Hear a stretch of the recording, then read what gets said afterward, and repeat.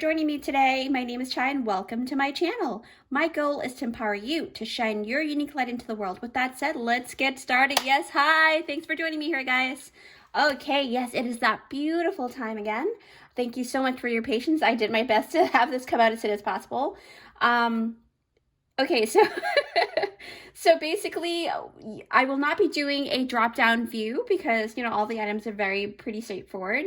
So if you watch the movie The Matrix, you're probably going to kind of have an idea of what these items are depicting or standing for. So basically, like I said, this is about the essence of what is your potential role in the matrix and how can you navigate, okay? So we have 4 beautiful piles here for you. You can either pause this video or you can go straight down to the description box down below and I will list out the timestamps there. But and then I'll elaborate a little bit more on each items once you pick out your pile, okay? So pile number 1, if you pick out this pile, you've got the sunglasses here. And then pile number 2, you've got the vase. And pile number 3, you've got the spoon, okay, the spoon. And then pile number 4, yeah. All right, so you've got the key, okay? And on the key, it says duplication prohibited. Ooh, what does that mean? Am I trying to entice you to pick 4? I don't know. Blue pill or red pill? So with that said, I'll see you at your pile.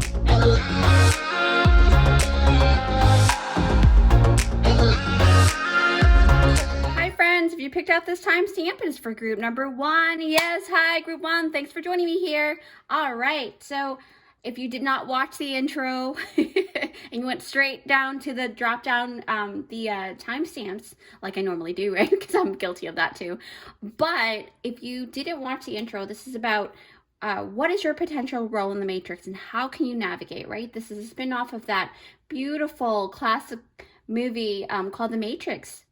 And basically you were drawn to these sunglasses here, and what this sunglass is all about is actually, it is to me, I'm trying not to get a glare there.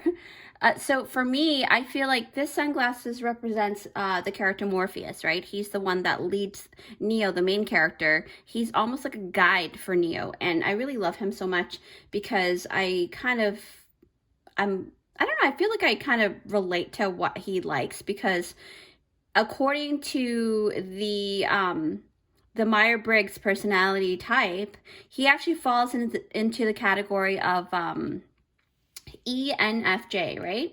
So basically he's an extroverted, you know, intuitive, and he's very, very good with people. And I really think that that's something that, that I have too. So maybe that's why, and then he genuinely cares. So he's like a protagonist, right? And when I tested for the Myers-Briggs, because Heather, my friend Heather from Silver Star Priestess channel, I no longer fall into the INFJ, which I was like a couple years ago, but for some reason my personality just up and changed after the, you know, pandemic and everything. So this is pretty indicative of you changing very drastically within this lifetime if you do decide to step into the potential role of the Matrix, and what your role is, why you've chosen to be here. But also, yeah, I think that's a very, very prominent thing for you. So let me put this aside and we'll get started with your thing, okay? All right, so squirrel spirit. First, we're going to start with, yeah, snake. Rhodochrosite, acceptance. Maybe accepting the changes. Cracked open rock bottom, surrender to the alchemy of life. Wow. Oh, wow. Wow, this is like, is this a personal reading for myself? Okay. Authority figures, all right. Base chakra. I am also a life path 1, so maybe you guys are a life path 1 as well.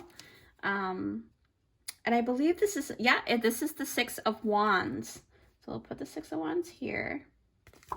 And then we have the goddess Xochiquetzal, Gratitude. Okay, so we're going to put this here. So with that said, per usual, I normally take a couple of minutes to go ahead and make sure that I'm extracting all of the energies and vibrations off of this spread here. But what I will also most likely do, we'll talk more about that in a bit. So I'll see you in a couple seconds. All right, group 1. Basically, what is your potential role in the matrix and how can you navigate, right? What I'm actually going to do is look at the first half of this topic first with, what is your potential role in this matrix? And then after we look at those 4 top rows, then we'll dive deeper into the second portion, okay?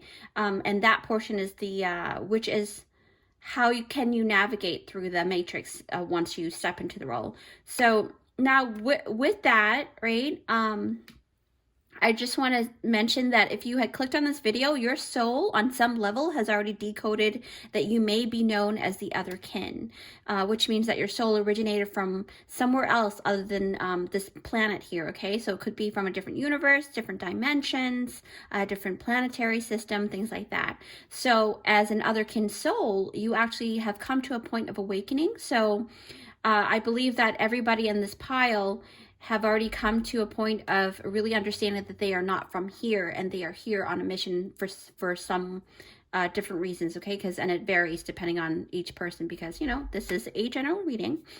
And yeah, so the title says potential role. Just to make sure that you guys are aware, this means that this will require you to actually step into the chosen role for this incarnation, okay? So keep that in mind. So that also leaves you the ability to have free will and free choice.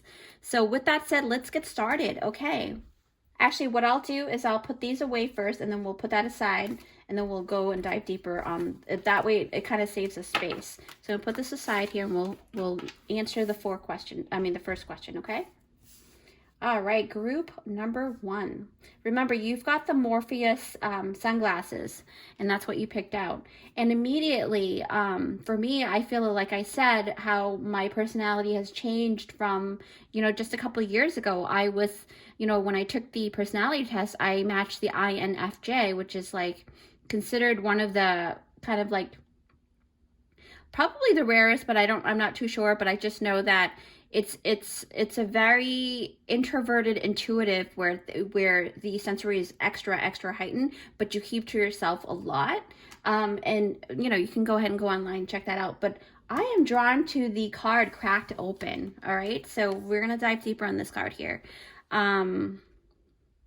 Yeah, so basically, this card really stood out to me because it's the imagery, right, of this card here. It's the imagery of this card where, this person is not being cracked open by anyone else but his or herself, his or her own hands, you see.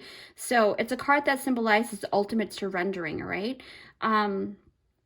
To me, when I think about surrendering, it's basically when one can actually finally surrender in one's life after having, like it said, having hit rock bottom, right?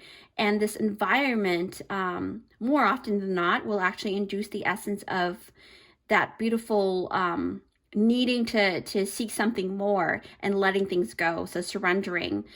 This is not the same thing as giving up, okay? So surrendering and giving up is not the same essence. So the essence of giving up has no feels of having faith whatsoever, okay? And whereas surrendering is actually built upon trust and faith that you will be brought up to the surface, okay? Essentially through the death and rebirth process, because this Crack Open card, sorry, my neck is itchy, it really reminds me of the death and rebirth card. So maybe that's what happened with you, and you finally realize that you are of other kin soul, or maybe a star seed if you relate to that, right? Yeah, and it really does kind of reminds me. It's so funny how this card matches up with the snake card, which says shed old skin. Once you've hit rock bottom, and you're surrendering to the alchemy of life, basically is the snake, right? And the beautiful thing about this card is, I'll have you take a look at it, because a lot of times when I'm pretty sure every intuitive tarot reader will always kind of mention the same thing. Every single time we do a reading, no matter how often we pull out those cards, and it comes out in a reading, there's always something that we're starting to notice that's something new about the card, okay? Group number 1, your role as otherkin soul is to truly know yourself in all of your entirety. And this way, you know, you will lead other people to doing the same thing, right? Especially by way of, you know, basically shedding your skin. And, you know, much like how the snake would, when it's time for you to shed your skin, you know, you too are being asked to step into your potential role as leaders of the bunch, okay? So there's some type of leadership, which makes sense because Orpheus is a leader, and Orpheus is the one who actually took Neo out of the Matrix, right? And plenty of other people, you know, in searching for the one, right?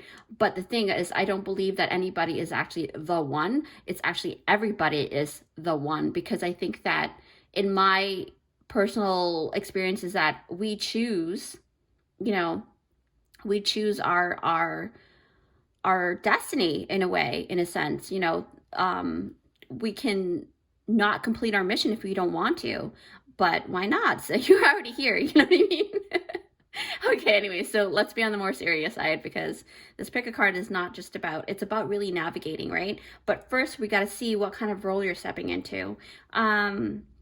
So the more I look at this card, when I think about snakes or like some animals, or like, because snakes are considered having a lot of, you know, when you think about a snake, you think about venom, right? You think about most likely other entities are scared of them because, you know, they may hold something that may break their world or kill them in some way, or, you know, things like that, just hypothetically speaking, not literally.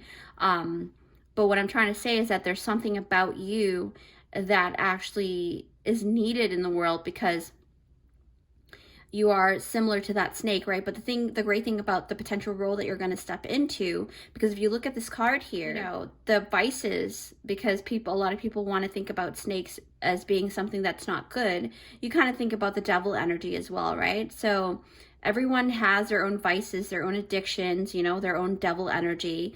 If you say that you don't, you know, then you're not human.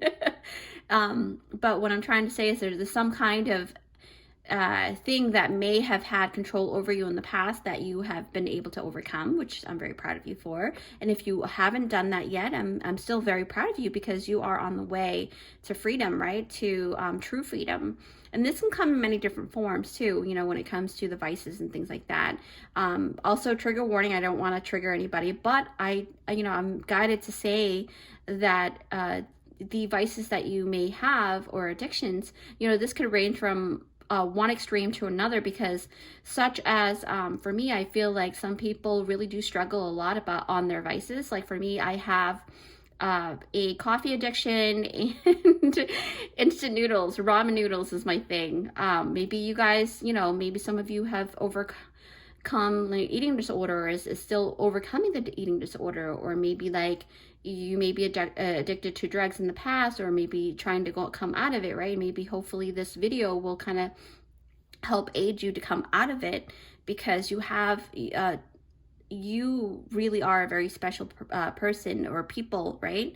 You guys are very special, because, you know, for you to come to this reading, there's a reason why. And I really implore you to really get better, you know, overall as a whole. And some people, you know, even speaking about addictions, you know, it could be addiction to work, addiction to pleasure, right? Sex, addiction to escapism, addiction to overpowered, you know, loved ones, things like that. We don't always want to be controlled in that sense. Maybe, you know, a lot of people don't, but to each his or her own, right? The list goes on. I don't know. I feel like for some reason, I think that Morpheus is a character that is very funny, but is not always seen as funny. It's almost like he has a lot of adult humor that I picked up while watching the movie, but that other people may not. I don't know. But I think that that's probably your personality as well, whereas you have a lot of adult humor. So anyway, so the potential role that was chosen from your soul before incarnation, you know, it has very specific light codes that can actually unlock, you know, various doors, you know, with your personal maze, right? Because the Matrix is, each person is in their own version of the Matrix, where it feels like a labyrinth, a maze. So that's why I said maze, because it really does kind of resemble that. And a part of your light code is, to be honest, is the snake essence, because when we look on the card, if you really look at it, because I was going to mention that before, but then Spirit was like, no, talk about the addiction first, because, you know, that's something that people really need to understand, that it's not too late. It's never too late, right? So here, look. So if you look in the background behind the snake, this sacred symbol is actually, let me try to remember. Yeah, okay, so I don't know if I'm going to pronounce this correctly or not, but I remember the spelling of it. It's a Sri Yantra, so, which is a Hindu symbol, right? And that is composed of like 9 interlocking triangles, okay? So essentially it is actually to symbolize both the feminine and masculine energies together, and within its union, they form a very powerful symbol of sacred union between polarities. So to me, I feel like, you know, with this card and the cracked open card really kind of makes me feel like your potential role is going to require you to embody all of your shadows and your light, and vice versa, right? So the thing is that the belief behind this particular symbol is that it can help you fulfill your dreams, kind of like how Morpheus helps Neo fulfill his dreams in a way, right? And talking about dreams, Morpheus actually means, I can't remember, but I remember reading about his name, Morpheus, but I think it's like something about a dream weaver, like a person who actually is able to create illusions, no, not illusions, but just change the reality for people, and maybe also create illusions during a dream. But to be able also to mind control and things like that too. So you're very powerful, okay? Your future potential role within the matrix, if you so choose to step into it, you are very, very powerful. So don't ever underestimate yourself. And if you feel like this is not your pile, then go pick another pile. But if you do feel like you are similar to Morpheus, then, you know, this is your pile. So yeah, to me, that's another way of saying, get to know yourself before choosing what is that you want, right? To bring forth into your reality. Because once that is done, you can actually shed all of what was, right? Because this is talking about the snake shedding its skin. Oh, excuse me. And for you to be able to move forward to the next stage of your life, right? But the key part about it is in the shedding itself, because the shedding is going to actually help you lighten the baggages and the load that you've been carrying for years on end, right? And, you know, that can come in the form of belief systems or other things like trauma that, you know, truly no longer serves you. So if you do choose to carry it around, it's only acting as dead weight, in my opinion. So I really do implore you to let that go as much as possible. I know that's easier said than done, but I really, truly, you know, coming from someone who has had to really, really let go of a lot of things in my life, I've come to a point of just surrendering, you know, because the cracked open, and it's so funny that I really do resonate with Morpheus a lot, and for me to see this, I'm like, okay, this is my pile. So hi guys. Yeah, wow, I love this pick a card so much. What else? Yeah, so basically it's stating that, you know, you can shine your most unique, authentic light possible, right?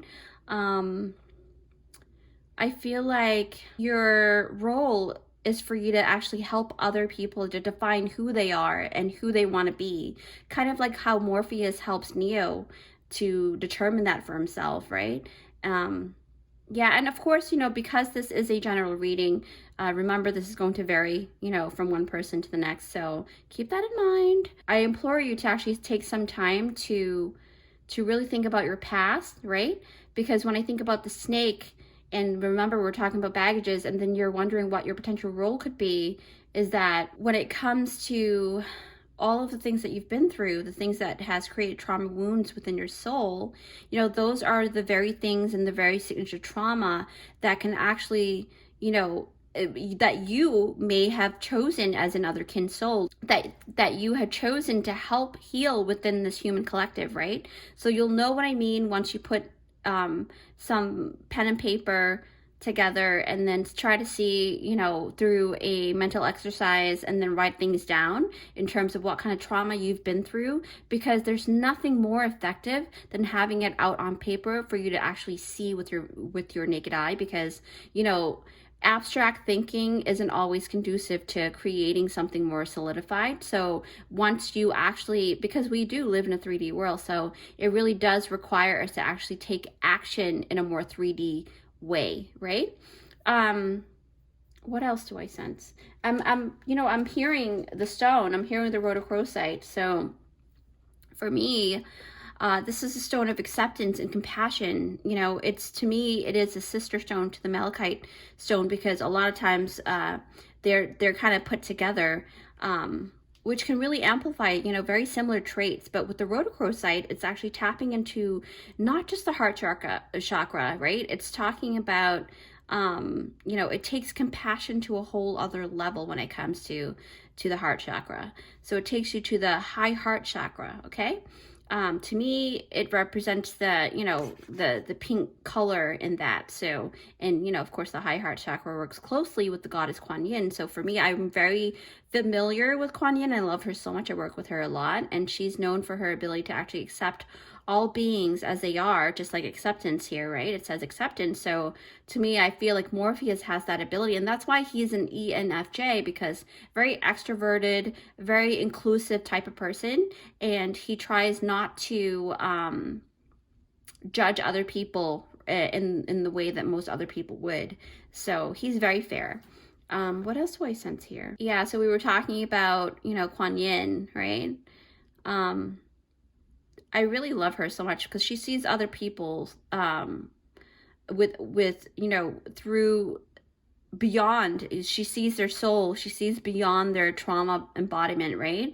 So she exudes extreme compassion as a result. So, but what does that mean for you guys, right? What does that mean for your potential role, group number 1?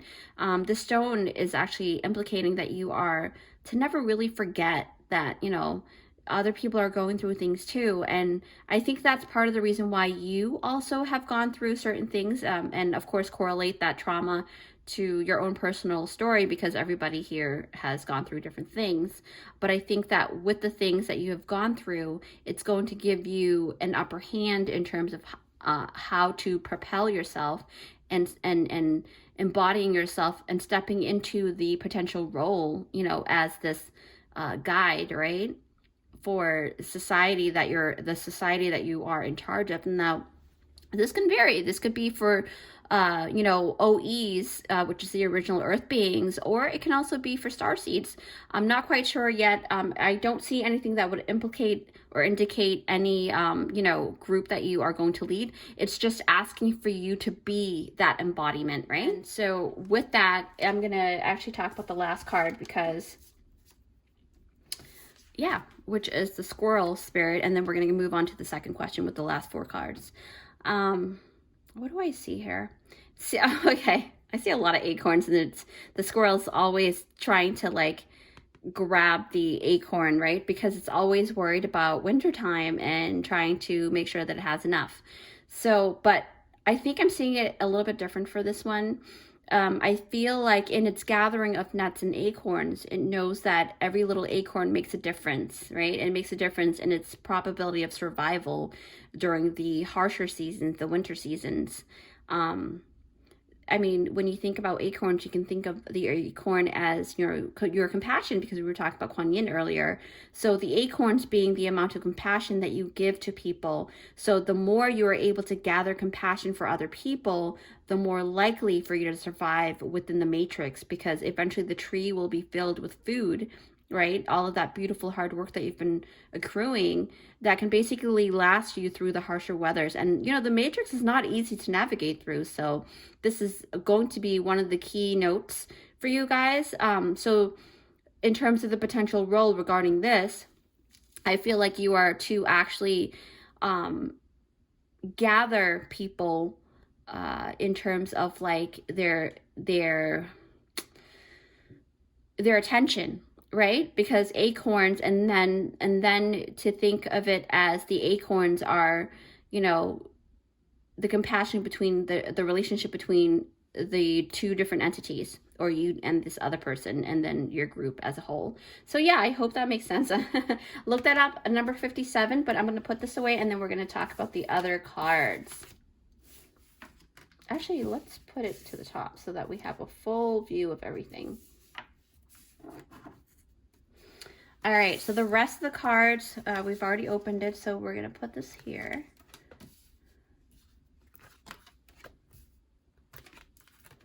All right. Okay, let's see. Right away, wow. Right away, I am drawn to the authority figures, okay?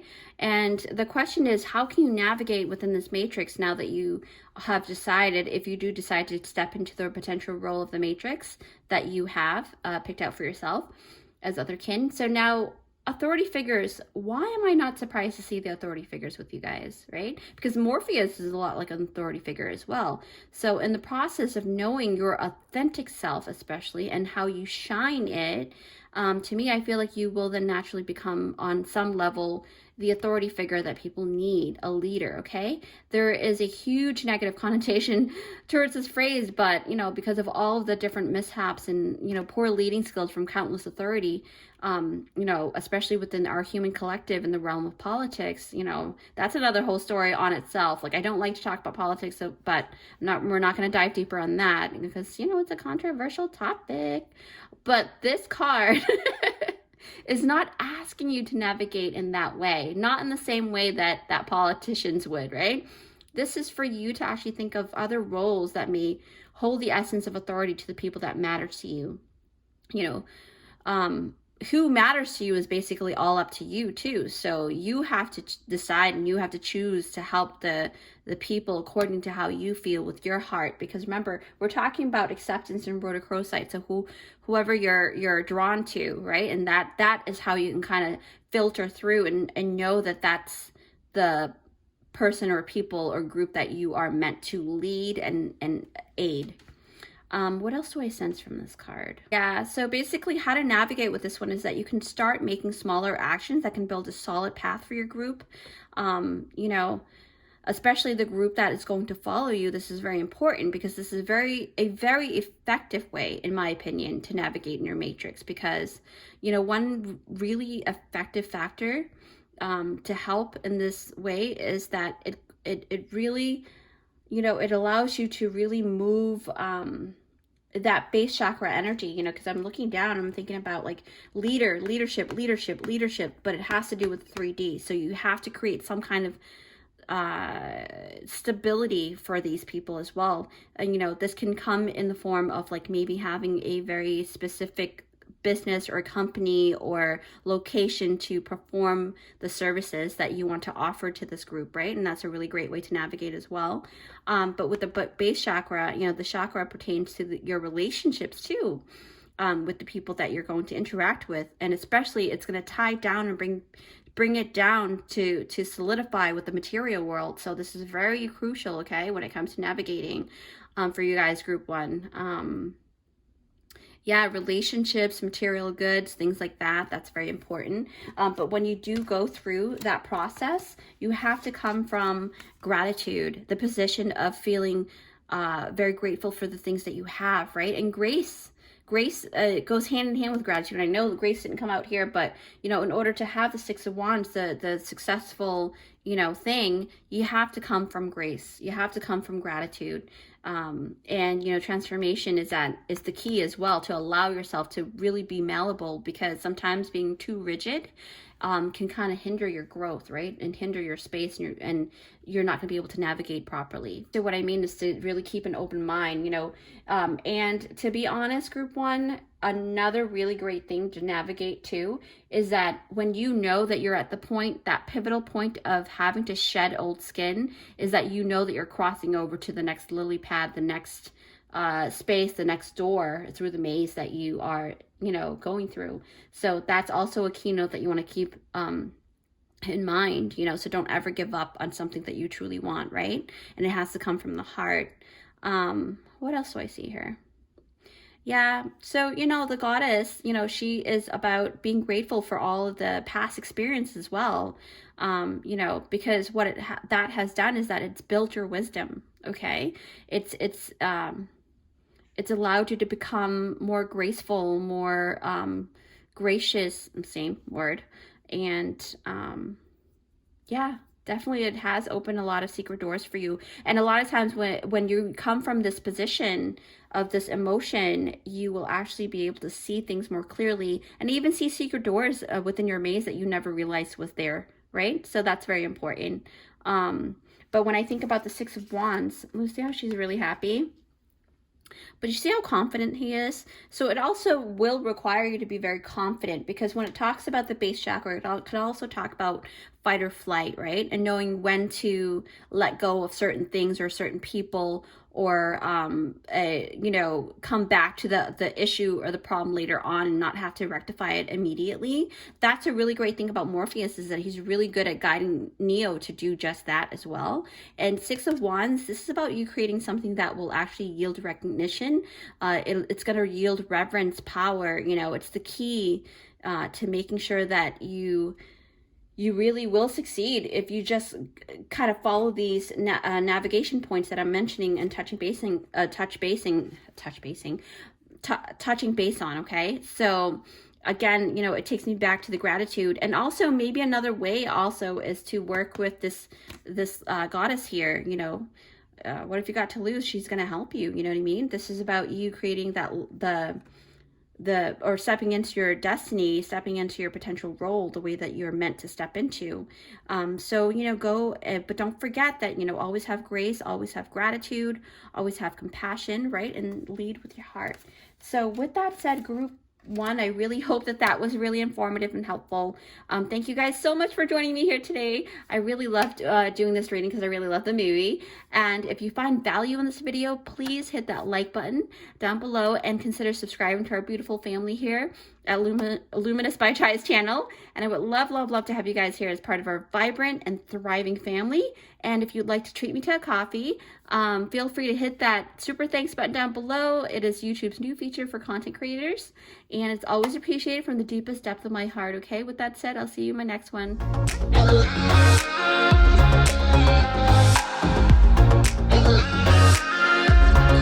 If you picked out this timestamp, it's for group number 2. Yes, hi, group 2. Thanks for joining me here.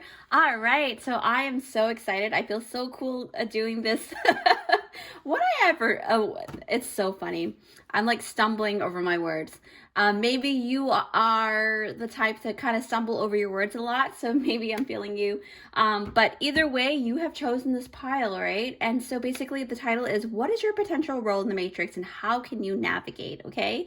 This is a spin-off of that really cool movie, The Matrix. I really love it. I love the original one especially. I know there are lots of, you know, a lot more that came out, but my whole point is that you feel drawn to this vase, right? It could be the color red for the red pill, blue pill, or it's because you are really connecting with that scene where the Oracle, right? She is the all-seeing, the all-knowing, and Neo actually needed to see her, but she knew that vase was going to drop, so she said, don't worry about that vase. And he actually literally, right, a few seconds after, he dropped the vase, and she said, don't worry about it. I said, don't worry about it. So she knew immediately, okay? So that, I feel like, with you guys, group number 2, you guys are very intuitive, very, your third eye is very open.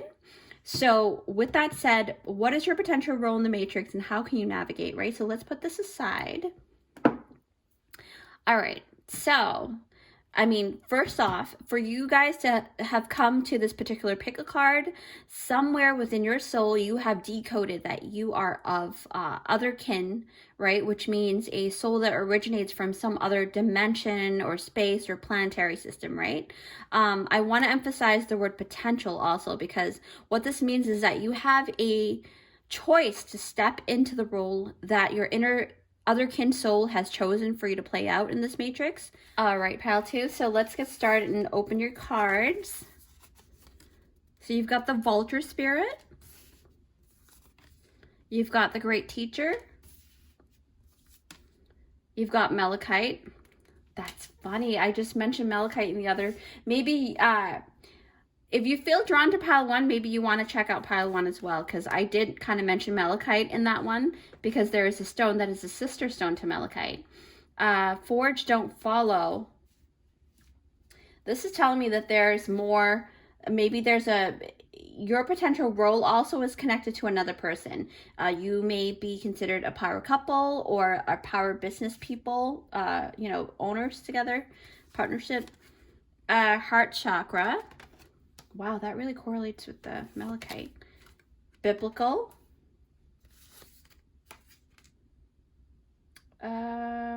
Yes, so this is the 8 of Wands. And then the goddess is Psyche, persistence, okay? All right, so with that said, I'm going to take a couple of minutes to feel the vibrations here, and then I'll see you in a couple of seconds in the video. All right, group 2, I'm so excited. Okay, so basically, I will actually read the first 4 cards first because that will pertain to the first question, and these will be moved to the side and then talked about later on. We're going to put it right next to the vase and bring these down. Yeah, that looks cleaner. All right, so, wow. Group number 2, I am drawn to the vulture spirit, okay? So what is your potential role in the matrix and how can you navigate, right? Because the vulture spirit is a very peculiar animal, they're very intriguing in my opinion because, they're greatly underestimated. Where its powers and role, as the cleaner of our environment is usually taken for granted, okay? So maybe you feel like a lot of people has been not seeing you for who you and what you are capable of, or maybe they kind of have a grotesque or detest kind of feeling towards your energy for some reason. So to me, I feel like the role that you are being asked or have been chosen is usually a role that may look like people can still underestimate you, and maybe you feel like, that role can still be that you're not accepted, right? But in a way, it just feels like you're kind of undercover, okay? It feels like, just like how the Oracle, even though she was created by the Matrix, or I forgot who she was created by, but she's a very neutral energy, but later on, I don't want to spoil the movie if you haven't seen it. But anyway, so she works as that, right? And basically, the vase talks about how much energy you hold as well. So it's like a container, in my opinion, right? And the vulture spirit is like, the vultures are known to have very powerful acid within their stomach to really burn away really bad, one of the worst bacteria that you can think of, right? And they're that strong. Not to say that you have that, don't test yourself, obviously, stay safe, but I'm just saying this is just to kind of signify that the role that you are potentially going to step into, if you choose so, is going to require you to have a very strong stomach, a very strong will, a very determined will, right? Because you have, just by looking at the 4, and I remember the other 4 essence, it's going to require you to really, really be in really truly immerse yourself in between, being part of the matrix, but not of it. And that's a really hard thing to do. So, back to your vulture spirit, I feel like your potential role is going to require you to have a strong sense of self, right? Like I said, a strong will. And in addition to cultivating a very high tolerancy, because, it's talking about the vulture's acid within the stomach, where it has a very high tolerancy for bad bacteria. While you're cleaning up other people's energy, this is similar to pile 1, like I said, with the malachite, and the other stone. I won't tell you what that is, or you have to go to pile 1 to see that.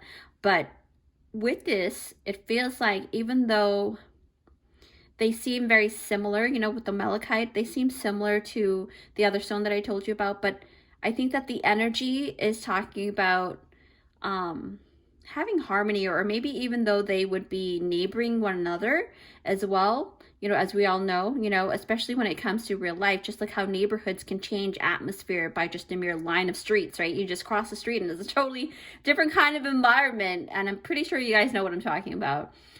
So you can really step into, a very strong demarcation of realities too. So I think that for you, the role that can potentially require you to do is to be able to step from one harsh demarcation to another, okay? And that makes it very difficult, and that's why you really need to be very strong, group 2. If you guys do choose to go with this potential role, because your role is going to require you to also sniff out, vultures as well, because you're the undercover vulture, right, in the Matrix, the cleanup crew. To me, I feel like the ones that actually truly have to clean up the or wipe out clues and breadcrumbs, from the bad guys or the agents, right? And also another thing that you may potentially have to do is to play a role within the company of a bad guy company, but you're not, that can also be it too.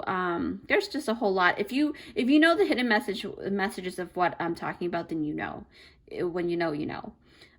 But it's going to require you to kind of, in a way, pretend to be an agent, right? And this is not literally, I'm not talking about go and pretend to be an FBI or anything. That's not the case. This is just talking about you stepping into that role of that essence, right? It could be anything, it could be something as working for a mortgage company, and just decoding that. Who knows? So yeah, just take what you resonate with. So your potential role, it's going to require you to be really, really firm about that. What else? So I feel like I want to talk more about forge, don't follow. Yeah, so maybe during the time that you were asleep in the Matrix, you had a career that required you to act out of your natural character. But, for you during that phase, you actually didn't know any better. So in a way, it's like, is it really your fault? You weren't awake yet, So forgive yourself for it. But, to me, I feel like as your otherkin soul would have it, you have been unplugging from the system slowly, okay? I feel like there's this need for you to really fully know, just like how digestion, although vultures can digest certain dead carcasses, really bad, bacteria from the dead carcasses within, like, I think 24 to 48 hours. That's a pretty quick, swift way to process. But I think in your case, it's more of like you needed some time to wake up. So maybe you are the group that would wake up a little bit later in life, right? I mean, I could be wrong, but this is what I'm gathering here.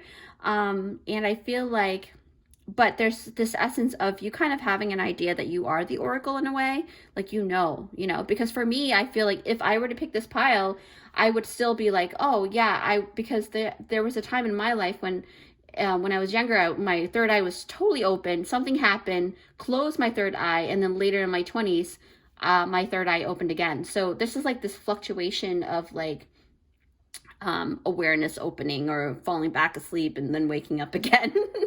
So yeah, consciousness, awareness. What else do I sense here? Yeah, so they're also saying, what the forge don't follow is that you may have had a career in the past that required you to act out of your natural character.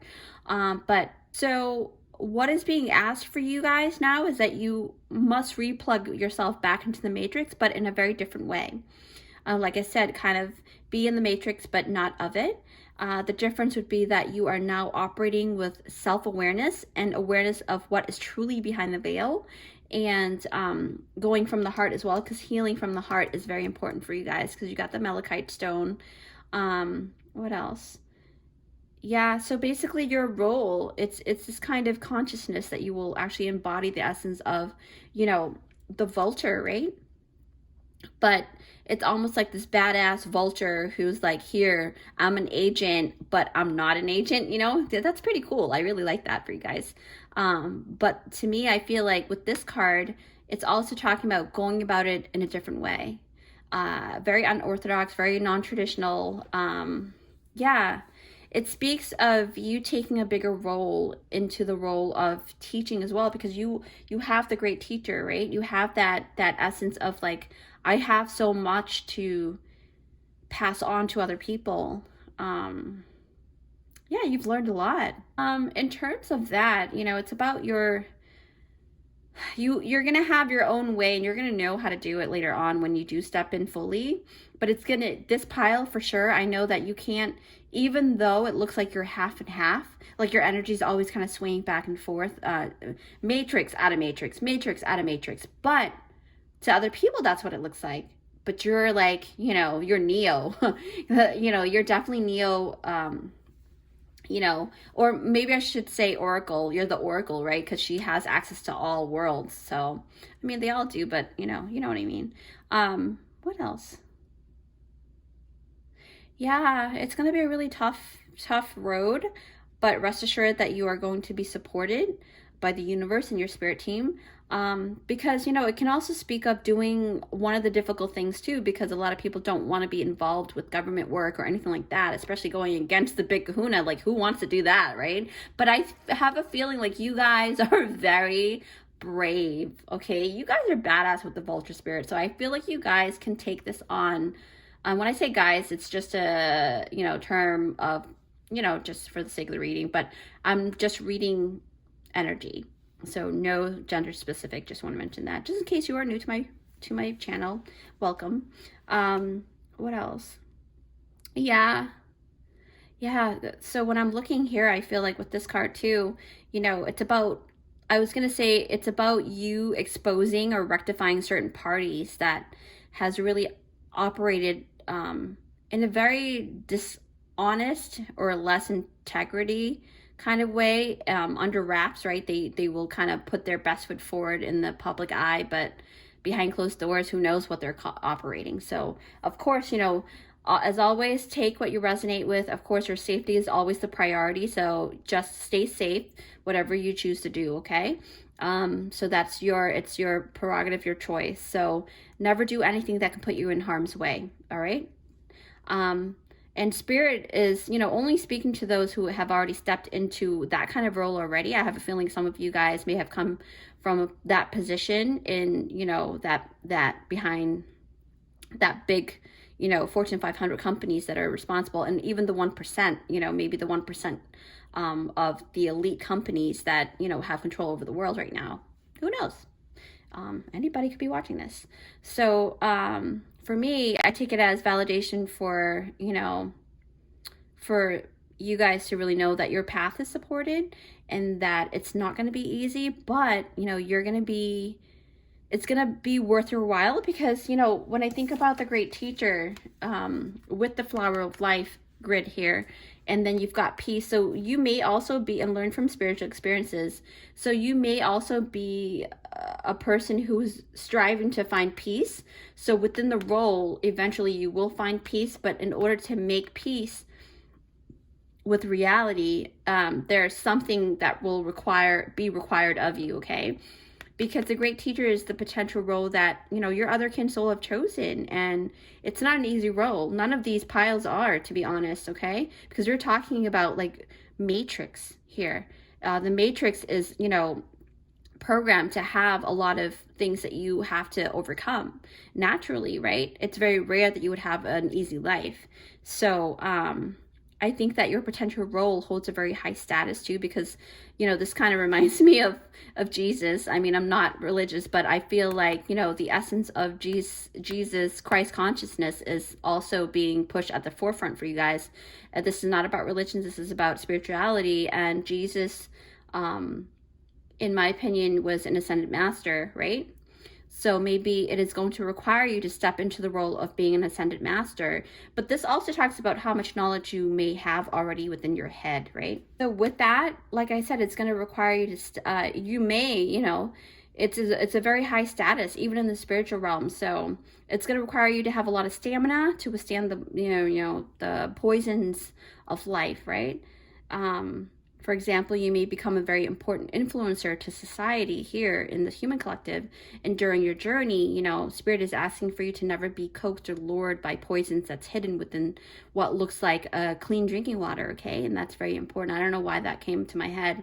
You have to be able to utilize your heart, right? Because we're talking about the malachite here, and discern very well, okay? So just make sure that you discern, because, the malachite's inner working is really profound, to say the least, to be honest. This is because, the stone here, it's about, it's very, it encompasses, it covers all different aspects of sectors of the emotion, the physical. So basically physical, the emotional, the mental, you know, the spiritual. It holds a much deeper level of healing towards all of those aspects. So to me, the malachite is a very strong stone, okay? And you guys are much like that. And you guys can do this job if you so choose to partake, you know. The role, you know, to me, I feel like it's going to actually require you to face a lot of things that you may not be comfortable with, like, you know, the essence of the bruises, the broken bones, and the emotional scars that the demographics will be putting into your face, you know, to show you what has happened to them. And sometimes you may not be able to stomach it, but you have the capacity to do so because the vulture spirit came out, okay? So with that said, let's actually pull out the rest, because, you know, time is of the essence. So we've already pulled this out earlier. Yeah. And right away, I feel drawn to the biblical card. To me, you know, it really feels like group number 2, you know, this card talks about you having firsthand knowledge of some event or story that society has, you know, a very distorted knowledge about. So it's kind of like, you know, to me, I feel like if you take the story of Moses and Jesus, according to the author, you know, to this, they're talking about there's something, you were there maybe energetically, and you know what the truth is, right? So this indicates that one, you know, really great way in navigating your path, because we're talking about the last portion of your question here, is the how to navigate it, right? Because now you know what your potential role is. How to better navigate is to actually tap into the history of any worldly knowledge. So it's going to require you to do a lot of research, okay? Yeah, I feel like your group has a lot of research going on. Because you're the biblical, you know, you are not just a version of a scribe, and definitely not the traditional kind, okay? I feel like you're not very traditional. You are very creative. You know, you have a very creative way to share your knowledge, because when I look at this card here, this man is etching and carving impressions onto stones and clay, you know, possibly in hopes that, you know, his message is solidified in this way, right? Because you want to make sure that is long lasting for generations to come, you know, and things like that. So that's very important for you guys. Like, you guys are meant to really create a way to get your message out there and solidifying it in a way that it will never be erased from history. That is a very big role to cover. Yeah, that's a lot. Wow. Okay. And why I say solidify too, because number 4 is talking about solid foundation, but this is talking about heart chakra. So for me, I feel like, you know, this card is to implicate that you are to sift through the messages, you know, all the things that you research through and sift it through your heart chakra, you know, all 4 chambers of the heart, to really amplify the power of your messages, right? In this way, your words that you choose to spew, to express, to share, and your information will speak the voice of your heart and of spirit, you know, the divine source, the universe, you know. And this is very important because this is the truth. You are a truth seeker, and you are also you are meant to express that in the most authentic way, right? When I think about this goddess here, you know, persistence, you know, that's why the goddess of persistence has come out for you guys, group 2, is that this is to remind you that you have to be very patient within your unfolding, right? Maybe you guys have been on the road for a very long time, and you're weary about it. You're tired, you're exhausted, and you want to give up, you know, for those that have been on the journey for a while. And for those who are just kind of moving on to and stepping into the role, this is just forewarning you, but at the same time encouraging you, because you can do it. So have patience, right? Especially for all the detours, because I see a lot of detours too. That's a high possibility for you guys, because, you know, talking about my childhood, how I went back and forth, and I have a lot of detours in my life, so I feel like it may be the same for you guys. But the thing is, the trick is, once you weigh your heart's desire, you can basically activate the essence of a lot of things, especially with the last card here, the 8 of Wands, okay?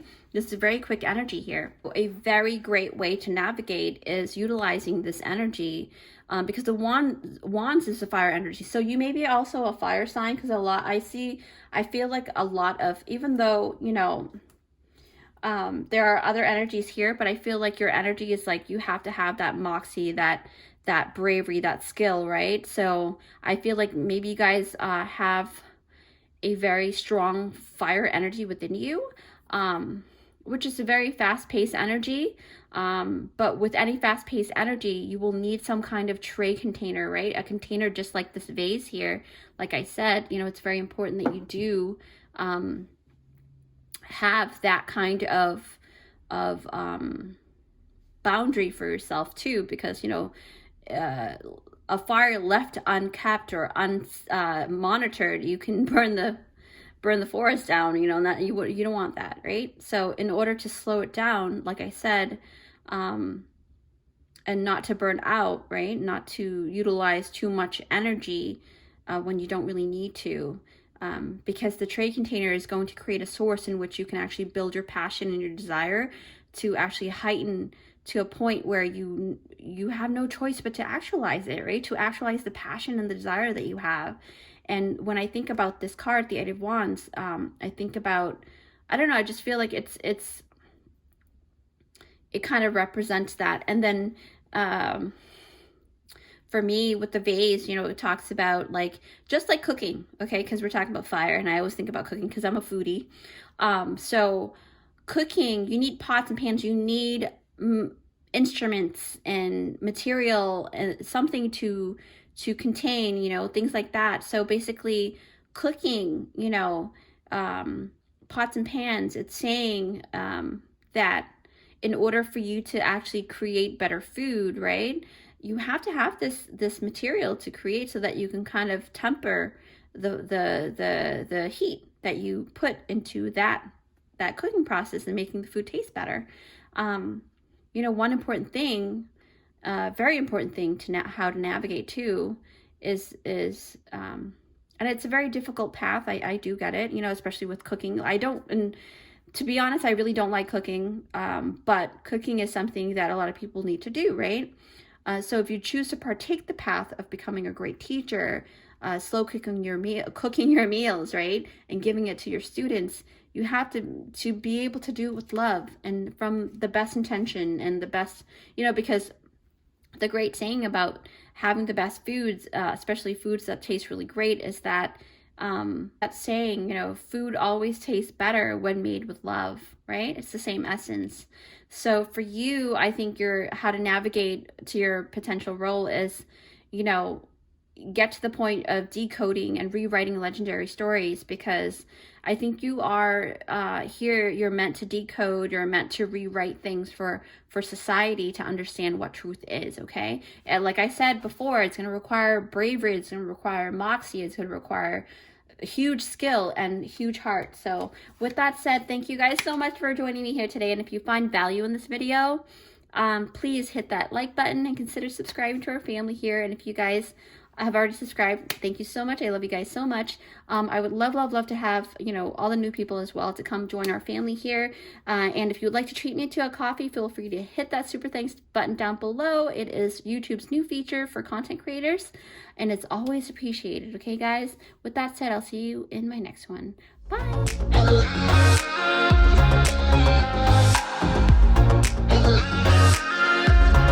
You picked out this timestamp, it is for group number 3. Yes, hi, thanks for joining me here, group 3. All right, so the infamous spoon. Like I said, this pick a card is a spin-off of that really cool movie called The Matrix. And the title is, what is your potential role in the Matrix and how can you navigate, right? And group 3, you were drawn to this spoon.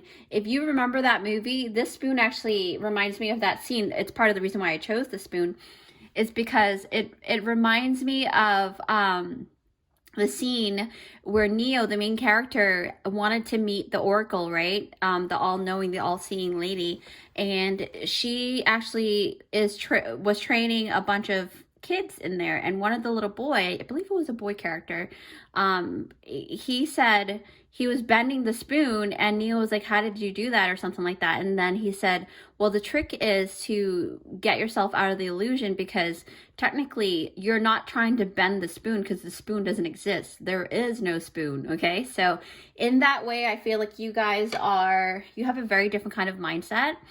You see possibilities where other people may not see possibilities in, which is a really great thing. But also, I kind of picked the spoon to represent Neil, though. So maybe you feel like there's something that you are to be a main character for. So that is something pretty cool. I think that you have a lot of things, you know, to do, obviously, but that's pretty, yeah, wow. No, that is pretty cool. I mean, you know, it could be a lot of things, but you were drawn to that spoon. So the thing is about, you know, there is no spoon, and that's the kind of mindset, if you don't already have that, that's probably what your potential role is going to require you to step into. Okay, so take yourself out of the illusion if you haven't already. Now with that said, I'm going to put this aside and open your cards. Group 3. All right, group 3, you got number 50. Rhino Spirit, overcome any obstacles. Winter, take care of your needs. Petrified Wood, ancestors. Empathic Starseed, energetic sovereignty. Okay, and we're going to open all of them. And this is the 10 of Cups. Then you've got Seek the Truth. Wow, number 7. Number 7. Maybe you may also be drawn to pile 2 as well, because there is something about this essence here too. I feel like everything is kind of interconnected, so all the piles kind of is interwoven. A scribe or writer. Can't wait to see what pile 4 is, but you guys are pile 3. The Muses, inspiration. The Muses, inspiration. And with that said, per usual, I will go ahead and take a couple minutes to make sure I'm seeing all the different scenarios here. And I will see you in a couple seconds in the video. All right, group 3. So again, the topic is, what is your potential role in the Matrix and how can you navigate, right? You were drawn to that spoon, right? And the main keynote or takeaway from it is the essence of knowing that there is no spoon, and that's how that child was able to bend the reality. It's about you bending reality because you came out of that illusion, right? So what is your potential role in the Matrix, right? I first want to mention that for you to be drawn to this pick a card is that, you know, your otherkin soul you know, has led you here. And what does that otherkin mean? It means that your soul originate from somewhere else, such as, you know, other dimensions, other planets, etc., okay? So if you've chosen to come to this earth to assist, most likely you have a special mission. Especially, you know, you were drawn to the spoon, so most likely you're very much like Neo, where you have to really manipulate everything according to what it needs to be, and then break things down, you know, break the illusion down. So that's what I feel like. So let's find out what that may entail, okay? So to me, I'm going to put these 4 on the bottom, the second question cards out first, because we're just going to kind of focus on the first question. And then we'll talk more about it. Let's see. Okay.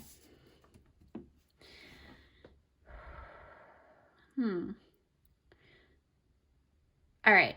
So first thing I notice is basically, because we kind of touch base on the fact that if you've come to this reading, you are of other kin, and you're probably very aware of it because of the fact that you're very empathic, okay? You're a very empathic starseed. Now with that said, that is definitely a confirmation, right?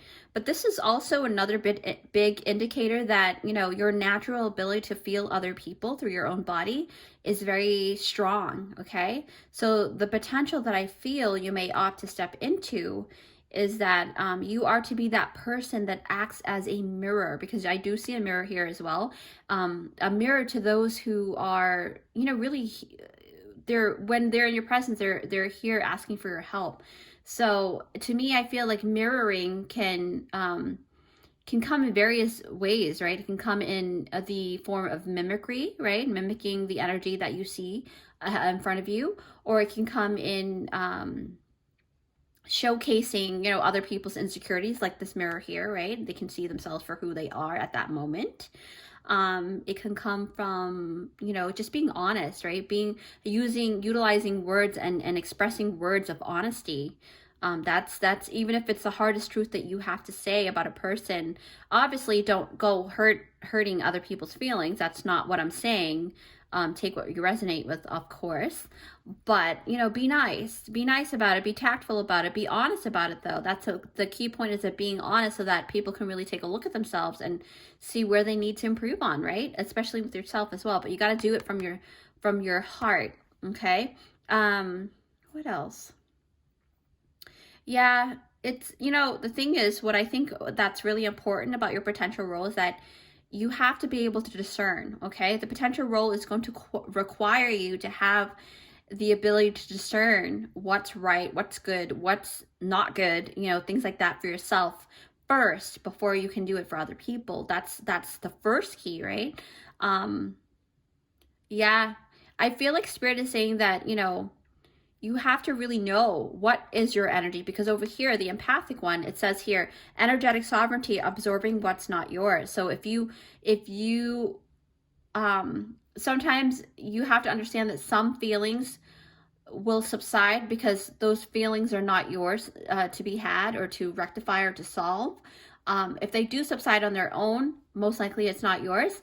But if they don't, then, you know, it'll require you to dive deeper, and you have to be able to do that as well. So the potential role will require you to be able to dive deeper, not be afraid of it, and things like that.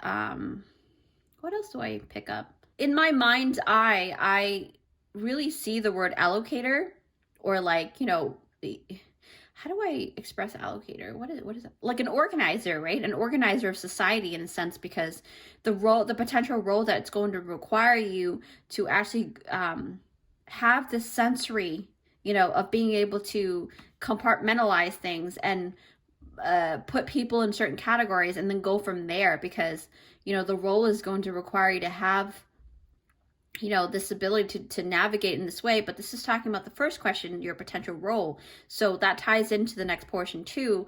But I think that, you know, it ties in tremendously with the way that you can choose to navigate as well. Once you know, right?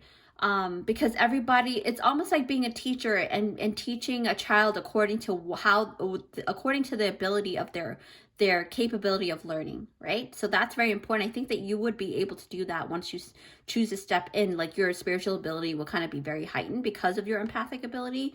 You're going to be able to tailor each aiding or helping according to each soul that comes towards you. That's a very special thing. And I think that's what Neo also has. Yeah, wow. Wow. Yeah. Why am I still surprised, right? Oh, and I feel like a lot of you guys have already, wow. So basically what I'm picking up is that a lot of you guys have already, you know, unlocked a lot of spiritual gifts, right? But if you do fall in the category, if you're new to just having opened your spiritual gift, then, you know, basically what I'm saying is that you were led to this reading because you were probably asking the universe for help, right? So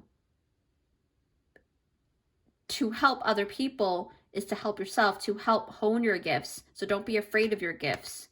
You may have felt that it's become a bit too much for you guys to handle, and that's part of, you know, the really important journey for you guys here, because everything that you've been going through or have gone through has led you here, right? And this is the pivotal point in your life where this path of choosing yourself, especially, because when it says here, energetic sovereignty, observing what's not yours, sometimes you may feel like you have to choose other people because you feel so much for other people. But this is stating that first you got to choose yourself, choose you. Don't feel guilty for that, right?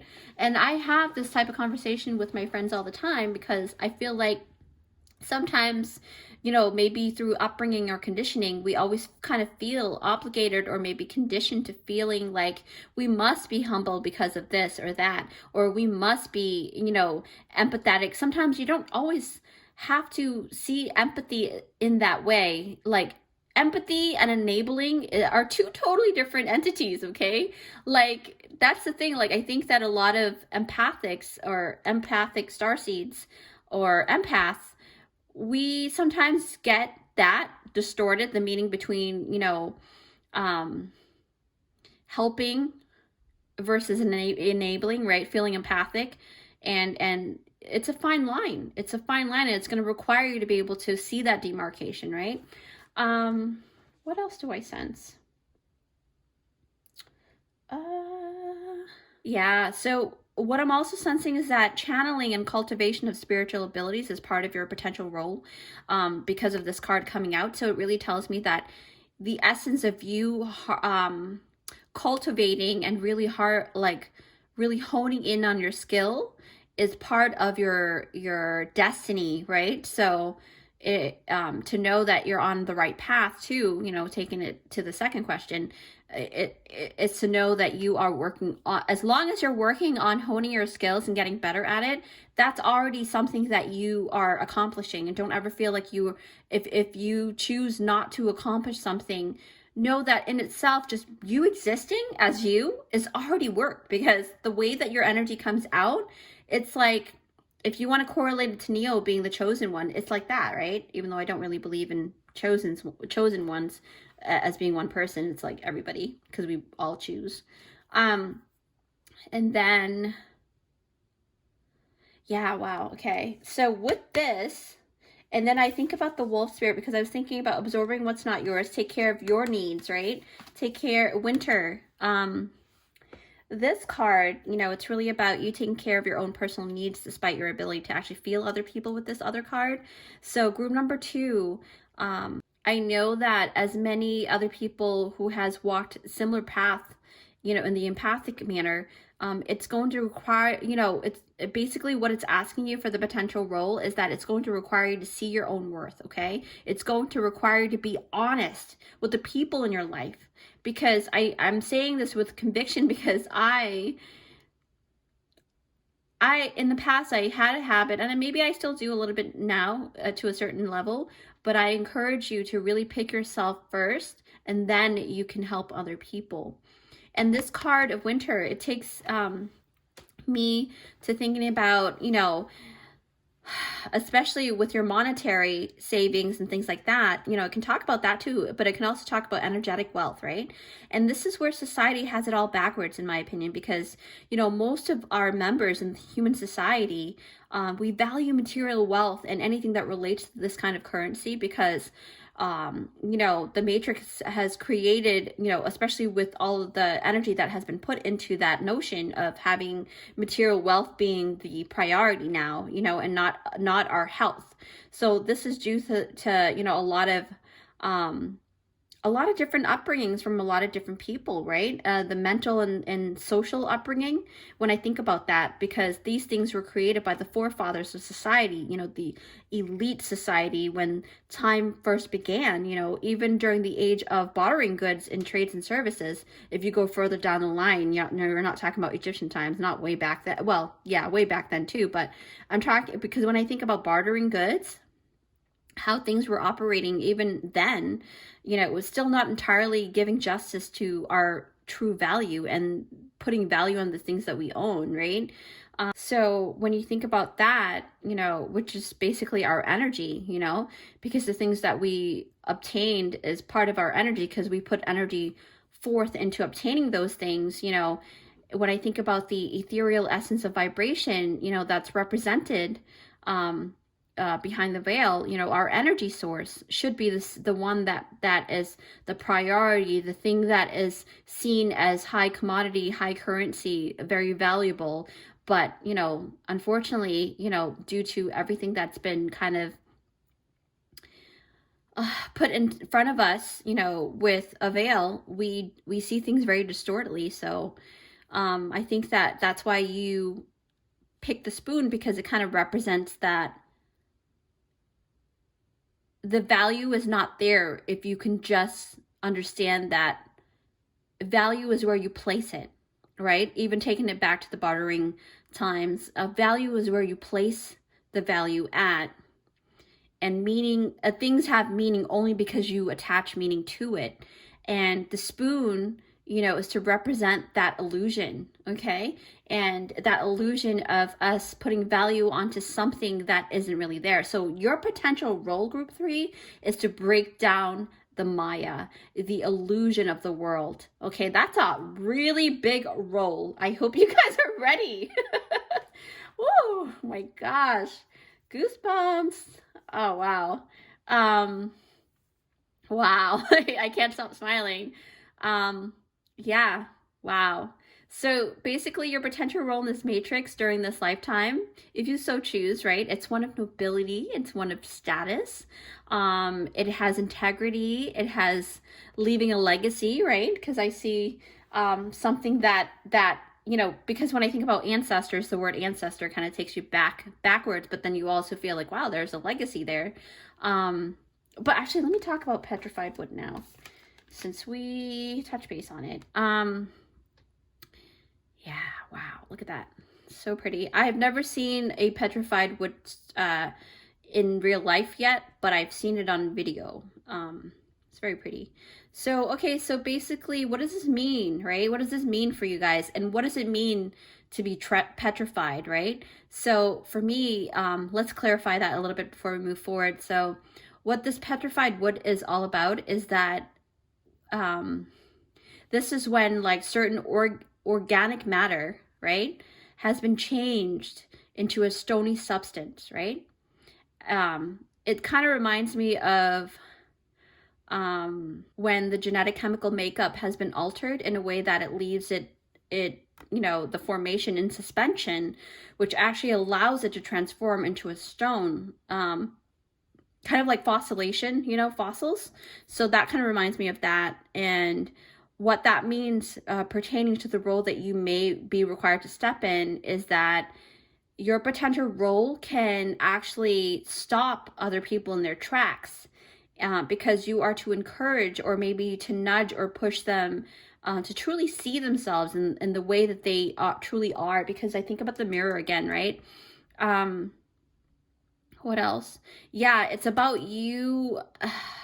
Okay, say for example, to know what it's made out of. When you chop down a tree, okay, unfortunately we do that, right? So when you chop down a really big oak tree, or like one of the ancient oak tree, right? So when you look at the different rings within the oak tree, it kind of represents the different things that it's gone through and the different ages that it's gone through. Same thing with, you know, our DNA. It's the same thing. So I think that with the ancestors card, with the petrified wood, one of your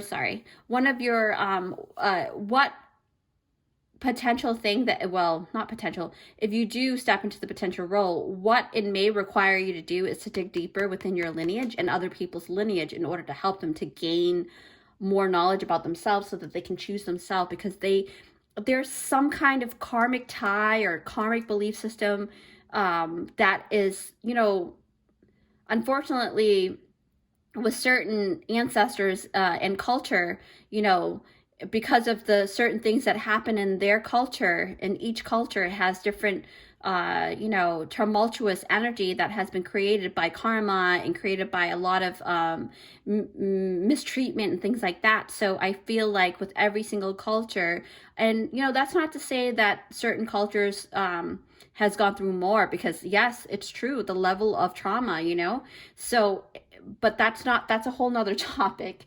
But this is talking about the potential role is that you may have to be the person to actually do that hard work to help people in that way, okay? And it's going to require a lot of, you know, overcoming any obstacles with the rhino spirit. You know, I feel like the potential role is to create that change in the way they think about themselves, in their way of thinking, their belief system, what they truly feel, right? And I think that that's part of the reason why I think you're also going to help them understand to tap in more of less of the mind and go within the feeling more, because empathic starseed is also here to amplify that. Because I always feel like every person, every gift that you have, it's because you are to showcase it. You are to utilize that to help navigate, you know? And we're going to move forward with navigating soon, but let's talk about the rhino spirit a bit more, because, you know, with the obstacles, with every single, like I said, with every single entity or culture, you know, obstacles are seen as obstacles if the mind believes it to be. But with that said, though, that's not to say that that's an illusion. That's not what I'm trying to say. What I'm trying to say is that how you deal with those traumas is going to make the difference. You can choose to alter the way that you respond to the trauma, you know, even if it's a lineage trauma and you're feeling all of that pain, it's how you use that pain. And then in order for you to, because I just watched Heather's, I love talking about Heather's channel because she has really great insights. Like all my friends have really great insights, but the one that I just recently saw is the one she talked about how to utilize. And this, oh my gosh, this video actually made me cry like crazy, because she was talking about transforming your pain into your superpower. And that's the thing. I think that you might want to go to her channel to find that video too. So I think that's very important. Okay. What else? Yeah. Oh my gosh. Rhino is so cute. Rhino spirit. I got caught. I'm like, I lost track of what I was trying to say. So yeah, so basically your spirit team, you know, is going to make sure to back you up and to protect you. And also part of the role that you need to step into is finding out more on how to better balance and control the abilities that you do have already, and then move forward with the ones that are coming, obviously, as it comes, right? Because, you know, this is a reminder, you know, that you are that coach. You know, you're going to be just like how Morpheus trained Neo, right? And then, you know, but the thing about Neo is that he had a lot of teachers. So be open to. So the main message for this rhino spirit is that basically, yes, it takes your own will to move forward with the obstacle, but it also, just like how it takes that quote, takes a village to raise a child. Think of yourself as that child who is trying to bend that spoon. I'm pretty sure, you know, he didn't just up and realize that there's no spoon there. He was taught, you know, by somebody else. So maybe mentorship or gaining basically, even though you are a leader of yourself, still be open to getting led as well, if that makes sense, like having a coach. But this can also mean that you're the coach for other people. So yeah. Oh wow, this is amazing. Okay, so yes. Oh, let me put this aside, and then we're gonna look at this, which is the second portion. How to better navigate, right? Try to keep this under 30 minutes here. All right, so immediately, you know, when I saw this number 7, it's a very spiritual number, but that's the thing, is that Neo, you know, it's basically, it kind of reminds me of that going into behind the veil and then coming back in. Seek the truth, number 7. Okay, so this card speaks volumes. Okay, it speaks volume of things that may not be as it seems, just like how that spoon, right? And I'm telling you, Spirit is so funny this way, because when I place those items, like I said, I close my eyes. So this reminds me of a very important conversation that I had with, you know, another good friend of mine. And it was about how individuals can be placed in positions or of, you know, less integrity because of their prolonged, you know, exposure to very bad things, okay? Especially bad things that happen to them, or what they're forced to do, things like that, right? A lot of times their environment, such as poverty, or maybe having seen violence, or having felt captive or in captivity, or just seeing a lot of dishonesty, right?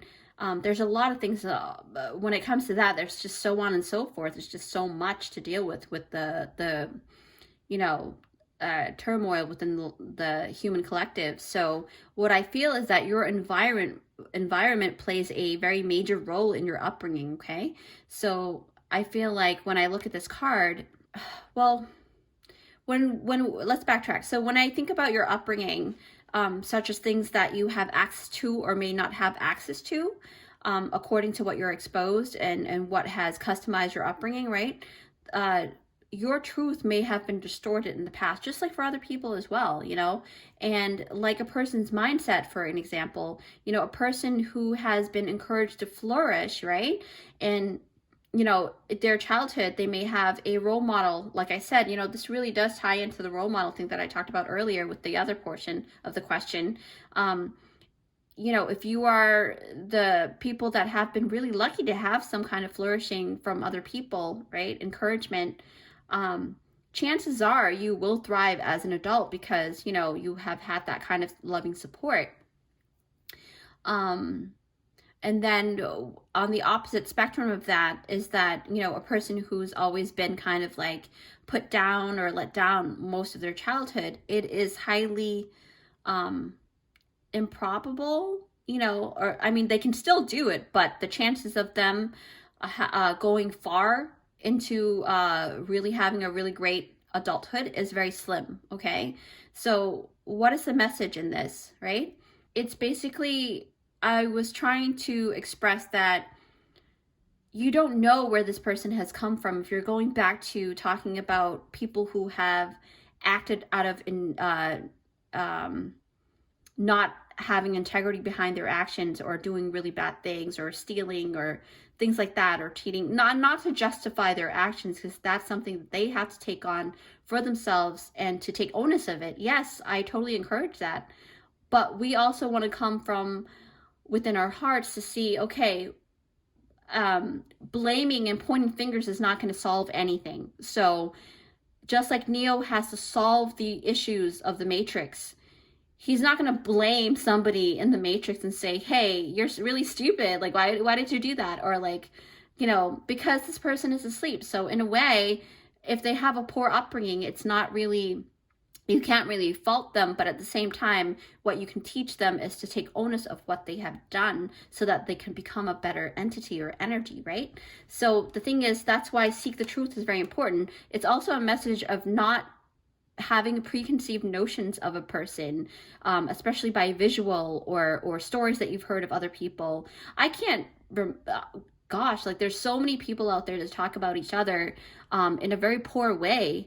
But sometimes it can also be a telephone game where you're believing other people's gossip, right? But you're not seeing what truth is. So always be mindful about that. And that's how you can navigate, is that to always make sure you are getting the truth before you decide to act a certain way towards a certain entity or person, because you just may never know where they're coming from. You don't know, you didn't live their life, right? So with that said, let's move forward with the scribe or writer. And I feel like you guys, with this group, you may be a traditional writer, maybe in a really great way to navigate and how to step into that potential role that your other kin soul has chosen for you, is to become a writer. Maybe you do have something to read, not maybe, most likely, because this card came out. So you may have something really, really important to share with other people in the way of writing. You may be great poets, you know, you can write stories for movies. There's so many things, right? So many different careers nowadays that can really be stepped into and really, you know, to really embrace. That's the great thing about being in the digital era. So yeah. Let's see. Yeah, written words are very powerful for you guys. So not just scribing or writing for other people. So another way to navigate too, and to make sure, is to utilize, what is that called? Because you guys are empathic starseeds. It's called scripting. And I mention this a lot for my readings, because scripting is a very powerful act. Only because you are basically it's like that kissing point, right? Pen to paper. It's that kissing point within the Ouroboros. When you think about activating powers, right? That why the Ouroboros is such a powerful sign and symbol is because it's talking about taking onus of your shit as well, because, you know, it's swallowing its tail, and what's at the end of most of our bodies is the anus, right? So it's about taking responsibility for what you have chosen, but also knowing that you always have a choice. You always have the capability to choose better every single time. And sometimes you may lose sight of yourself, so you have to always have that mirror, right? That mirror in front of you with any situation. And awareness isn't always present, even for the most awake people, because sometimes you can fall into the illusion again and keep forgetting that the spoon is just an illusion, right? So that's huge. What else? Yeah, so I'm sensing that, you know, seek the truth, scribe, writer. So always write, speak the truth, write the truth, right? That's very key into your navigation. What else? Wow. Okay, so basically the muse, right? We were talking about creativity. We were talking about writing from your heart. So for me, I feel like the goddess, the inspiration goddess, right? This may even be part of your, you know, creating the legacy for your own lineage, right? Because we were talking about the petrified wood. I think this is the, yeah, petrified wood. So it's about you creating that and honoring your ancestors too, because even from your ancestors' past trauma and karma, this is for you to you know, heal, right? And then when I think about, you know, the 10 of Cups, it talks about the emotional. It doesn't always have to be a solidified thing, but it could be something that is very emotionally fulfilling.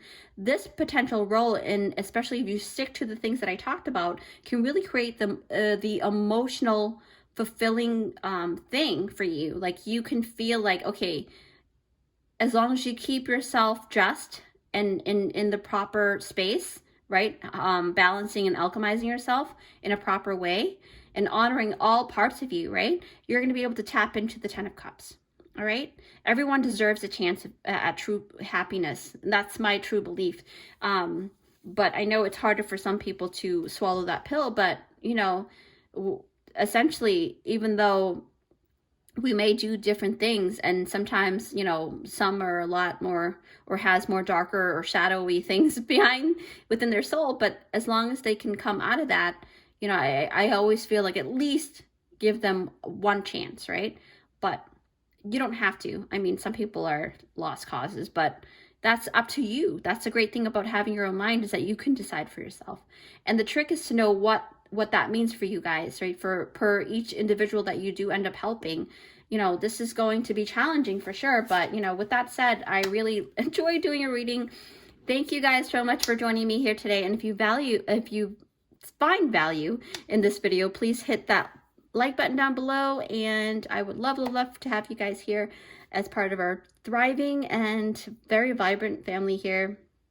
If you also want to treat me to a coffee, feel free to hit that super thanks button down below. It is YouTube's new feature for content creators. And you know, I just know that I always appreciate you guys from the deepest depth of my heart, and I can't wait to see you guys in my next one. Bye.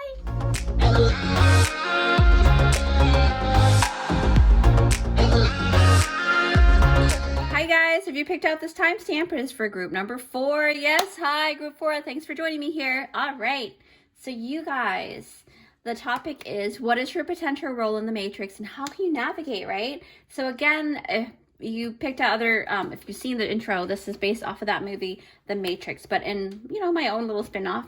So basically, you were drawn to this key, and this key is actually reminding me a lot of the character that's called the Keymaker. And what that reminds me of is that duplication is prohibited. So it tells me that you guys are a very unique soul.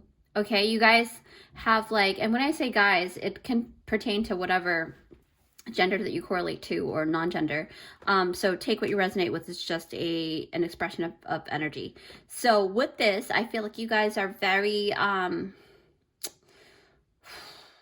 you may not even be aware that you guys are key holders. Some of you may already know this, but the character, the gentleman that plays the key maker, has all of these keys, and then he also makes new keys to create, to open the doors to the maze or the matrix, right? So that's pretty interesting. Duplication is prohibited. You guys are definitely unique. Let's put this aside and we'll open this up. All right. Wolf spirit, turn knowledge into wisdom. I think another group also got wolf, but we'll see. I remember seeing something, but you might be, you know, resonating with that as well. So fairy stone, fertility. All right, somebody is very dehydrated in this group, so go get some water. Wow. Warrior, be fearless and stand strong. Now, another thing about the key maker is that he, in the movie, was a very, very important, no pun intended, but he's an important keynote to Neo's, you know, progression. I hope I'm saying this right. Herwraith, longing for home, homesick for the stars. All right. Confront. The Empress. Leaving or travel. And the Tara, protection goddess. So with that said, I'm going to take a couple of minutes to extract all of the energies, and I'll see you in a couple of seconds in the video. All right, group 4. I'm going to go ahead and put these away for the bottom of the second question. We'll open that up later and talk about it, okay? So you guys chose the key as the key maker. So you have access to a lot of different trap doors, things like that. You may be fond of loopholes in the system. You guys may be the kind of people that like to find a shortcut to things. So that's a high possibility, or maybe you just love efficiency. You may be seen as someone who can get things done in a faster pace, a faster time, but not do as much as other people do, which is pretty cool. They're very efficient in that way. So, okay, so with that said, the question is, what is your potential role in the Matrix and how can you navigate? I just want to mention first off is that if you are drawn to this pick a card, then this means that you are, or you have already decoded that you guys are otherkin souls, right? And what does that otherkin mean? It means that your soul is from another dimension or another solar system, things like that. You're not from here, right? Or maybe you've had lifetimes here, but your soul originated from somewhere else. But you have chosen to answer the call of Mother Earth, okay? So for some of you guys, I feel like you guys have had many lifetimes here, you know, and others of you, I feel like you guys are very new, because the single key also talks about a new door as well. So maybe you guys are newer souls to Earth. That's a high possibility. But first, I am drawn to number 67, Wolf Spirit, turn knowledge into wisdom. Remember, whether you guys are well, most likely you are, because if you're drawn to this, pick a card. Because you guys, whether or not you guys have had multiple lifetimes here on Earth, you hold the wisdom, okay, from other experiences that you've had in other incarnations, right? So that's very important for you to remind yourself of, because the potential role that you guys may step into is that of itself. Like you need to understand that you are the key holder. You have so many keys on the rings that you may not even realize that you have yet. And there are more things that you are to create because you are the key maker, okay? So just as unique as those keys that the key maker made, you guys are uniquely made. Everyone is uniquely made, but you have this vibration of something otherworldly. Like it just doesn't, there's no comparison. So and you know, when I think about it, with the wolf, this came out to emphasize this truth for you guys, because whether or not, like I said, you know, you guys are very wisdom filled and you are intelligent beings, but remember that you guys still have a choice to you guys still have a choice to share this wisdom or not, right? I mean, it would be ideal for society, for society to be able to partake and embrace your stuff, you know, and really learn your things and your wisdom. But, you know, again, with that said, I digress, right? Because you guys have your own free will and your own prerogative, right? So nonetheless, but so more on the potential role. I can't help but notice the number 67. That's why I was drawn to this wolf spirit. Before I was even drawn to the wolf spirit, I saw the number 67. So for me, it's a number of the, you know, the essence of auspicious prosperity. So, because I'm very familiar with that, because years ago, I used to see number 67 over and over and over wherever I went. I saw it. So then I looked it up, and that number is forever etched in my brain. But that number, you know, it really exudes the essence of something new is coming, right? A key that is going to give you access to something that is very different from what you're used to. So, you know, to me, I feel like when I was going through that awakening a couple years ago, and I kept seeing number 67, actually, I woke up like gradually throughout my life, and like I think 12 years ago, it was 2012, 2011, most likely, I woke up, and then I didn't really do anything with it. But then just recently, through the pandemic and me being confined in a closed space, I was drawn to stepping into my calling more so than ever. So maybe this is what you guys are going through. You feel like there's something new around the corner, and you just can't pinpoint what it is, but it's a very different kind of world for you. All right, whether or not you have been awake for a while, this level is going to be something that you never thought was possible for yourself. Okay, yeah. So let's dive deeper with this, because I feel like the potential role, group number 4, that you guys will be stepping into is basically helping those that feel very similar feelings to you, because I feel like the essence of your energy, it really do exude this card, right? The homesick feeling.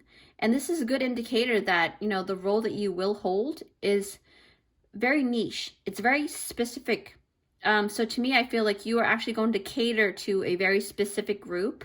And I believe that I don't think that you're going to be working with OEs, which is the original Earth beings or other beings that originated from this planet. I think that you guys will basically more hone in with other kin souls, mostly, if not all, right?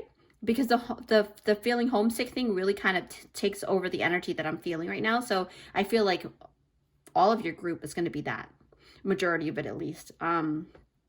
Now, where they came from is going to vary.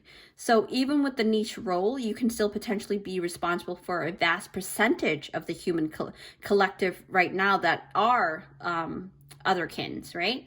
And group 4, I feel like your pile is very, like I said, it has a very specific role, unlike all of the other piles that I've seen. Some piles that I can remember has a mixture of both, some only OEs, and you guys are the ones that are basically are just very starseed ridden, right? You guys are very immersed in the starseed field. Yeah. Wow. Okay. I'm looking down and I'm noticing the warrior. When I feel this card here, you know, I feel like you are the wake-up call that these star seeds are going to need, right? They're going to hear your call regardless, because your energy is just the way that it is. It's very unique. It's a unique vibration, tailored and customized to other unique souls. Closest cut of your cloth, really. I feel like these are very specific to higher entities, if I may say that. And you know, to be honest, I don't like hierarchy kind of notions, but you know, they exist, and it's something that you can't really deny, you know, because you can talk about cultivation, and if they've done the work to get to where they're at, you can't really deny, you know, their powers, right? It's just not fair either. So it is what it is. Yeah, but I feel like especially, you know, you're going to be able to step into their, to your mission so that you can help them step into their mission. And your role, your potential role, is being a kind of like a commander of the ship, right? For these ET beings. And you may even be the ambassador, you know, you may be the one to channel, to open doors, to help other people channel messages that they need to express within their lifetime. That's a huge indicator too. So for me, I feel like you are here to activate. I feel like activation is a very strong role that you're going to be doing. So you might like to create activation codes. You are the maker. So don't ever think that you're wrong about certain things, because I feel like you also have claircognizance. So there's a lot of inner knowledge within you that you just know out of the blue. But it's not really out of the blue. It's just you didn't realize that you have this information until it's unlocked. And when it is unlocked, and that ability of claircognizance, the clear knowing, just knowing what you know and expressing it to the best of your ability, you're going to be able to tap into this potential role that your other kin soul, yourself, your ET self has created for you. And that is tremendous, okay? Because what's going to happen is all of these powerful souls that has come, you know, to help this dimension of Mother Earth ascending, right? So it's like a huge ripple effect. And when I look at the fertility stone, the fairy stone, you know, I really do get reminded of, actually, let me pick her up. So yeah, I really do get reminded of this ripple effect, that one stone, you just have that one stone drop into the river or drop into the body of water, and the ripple will be vast. And that's the great thing about your energy, is that that's what you do. And the more that you wake up and help other kin souls, other ETs and starseeds to wake up, this is what you do. And the ripple is going to be, you know, okay, so they're saying, I just heard that this is not just about Mother Earth and human collective. This is about, it's going to ripple across the universe. Something about Mother Earth is going to affect other planetary systems in a major way, because Mother Earth is a culmination of everything that is existing out there into one little unit, kind of like the living library, if you've heard of it. So that, wow. Woo. So you are, oh my gosh, you are the living library. Yes. Okay. So the key maker, the living library, right? Just kind of like the oracle, but in a different way, where you have access to, like, to be able to create that key, you know, that other people can't make. Like, you can create that. Look at that hand. So yeah, fairy stone, fertility, your role, you know, is to just be the abundant you, right? Fertility, growth, expansion, creation, divine feminine energy, probably. You don't have to be, you know, everybody has divine masculine and divine feminine within each of us.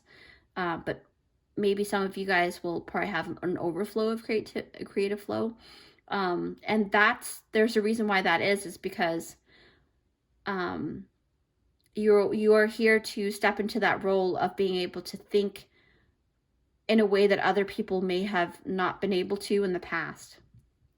And it's a magic that only you can wield, because, you know, ultimately you're the one who's going to be able to wield that innate sword of wisdom, you know, and you'll be able to surprise a lot of people and surprise yourself even, right, when this happens, because your potential role is for you to actually step into leadership, but leading yourself, but taking that first initial step to drop your stone into the river, and then from there making more keys for other people to be able to grab, but tailoring those keys according to other people, according to where they're at in their life, their vibrational match, right?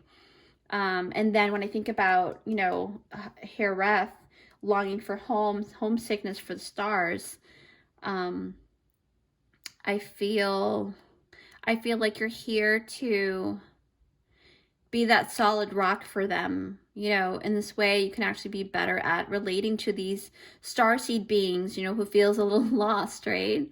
And then in that way, in helping other kin to find themselves, in the way, because when I think about Mother Earth, I think about mimicry. And I was having a really in-depth conversation with I might actually turn that into a podcast too, who knows, but let's not kind of give you too much info. But, you know, Queen Sensitivity and I have been decoding a lot of things, especially now we're on the topic of Mother Earth and her vibration and what was her purpose and how was she able to, you know, really expand a certain vibration and tailoring it to every entity that has decided, you know, willingly to come and help her. How is she that powerful? So we're decoding that right now. Yeah, expansion, you know, I feel like there's positivity, there's growth, right? Your destiny, your potential role has a lot of that essence, right? What else do I feel? Yeah, I feel like you guys are meant for a lot of great prosperity because of the kind of work that you do. You're going to need all of that abundance to be able to help all those people, right? And I feel like a lot of times it's because of your good karma, right? It's your good karma being repaid back to you. So, you know, in this way, it tells me that you are already doing Spirit's work, you know, even while you were asleep in the Matrix. Maybe some of you guys did come totally wide awake, but, you know, if you're like anyone like me, as a starseed, I came in, I can't remember quite where or when I woke up, like to the minute time, but I know that it was on and off for me, and, you know, falling back asleep, waking up, falling back asleep. It's so weird. So because of that, you know, I feel like you guys are very strong because that's because, you know, your starseed ability and the purity of heart that you guys run, you know, especially that essence runs really deep in your veins. And, you know, I feel like, yeah, I feel like you guys really do. You guys are a very super rare breed. Definitely, for sure. Let's tap into how you can navigate this role, okay? All right, so we've seen these cards already. Empress. Ooh, yeah. 18, confront. Leaving or travel. Actually, let me put this here. Yeah. And then Tara, goddess, protection. So the green Tara, that talks about abundance and wealth as well. So that's pretty cool. Wow. So now we're on to the second question, and the second portion is how can you navigate in this matrix, right? So now that you know that your role is that unique vibration of the keymaker, when I look at the goddess, you know, of protection, for this goddess to come out, I feel like you're meant to have wealth that is protected, and you are protected as well, because like I said, you know, in your veins, those things run deep because you have been it all. That's why you have so much access to keys, right? And when we talk about keys, we're not just talking about the matrix with you guys. I feel like you guys have access to even beyond the matrix, to the point where the matrix, like, you guys are fully blown awake. No matter whether you came in fully awake or not, you're at this point, and you may not realize this yet, but your third eye is totally blown, like wide open. Now I can see it. You have a lot of spirit protecting you, and your energy, you know, to be honest, I feel like you are probably the high members of the high council, you know, in certain special ethereal groups that are helping Mother Earth ascend, you know. That's what I feel, because I see that you guys also have the High Priestess and the Tara. So that also kind of, you know, kind of reminds me of Kuan Yin too, but Tara is more of like, she's helping with prosperity, protection, abundance, you know, things like that. And then same thing with her, with the High Priestess. What else do I see with this one though? See how like it's all green and yellow? So basically it's talking about putting energy to the things that you love, putting energy, because yellow is talking about the solar plexus. And what is the solar plexus? It's the energy center, and it's also the gateway to gathering God's or source or universe's energy to put forth into yourself, and then filter that through and back your desires up through the heart. That's very important for you guys to navigate through. So always make sure that you're coming, I think a lot of, and I may have mentioned it for all of but there are different levels and different pathways for you, each one of you guys, each pile, to work with the heart. I don't know how that's possible, but that's what they're asking me to say. What else here? Because I feel something. Yeah, so it also talks about immersing yourself wholeheartedly, okay? So if you do choose this path, make sure you really want this, because it's going to be a lot of work. It's going to be hard work. So if you really do want this, then, I encourage you and I commend you for it, because it's going to be, it's going to be, in a way, very emotionally painful or mentally painful, because this is talking about the inner child. You see how he's looking into the doorway, and it's not a coincidence. But remember, I closed my eyes when I put this on here. So, and not knowing what your cards are, you literally got the key to opening your inner child as well. So maybe you're meant to help other people navigate, with doing it yourself as well, confronting the inner child wounds. Okay, that's very indicative here. Yeah. What else do I see here? I'm gonna put her down. Yeah, so one of the best ways to navigate is for you to actually challenge. I feel like the word challenge, because confront also kind of goes hand in hand with the word challenge too.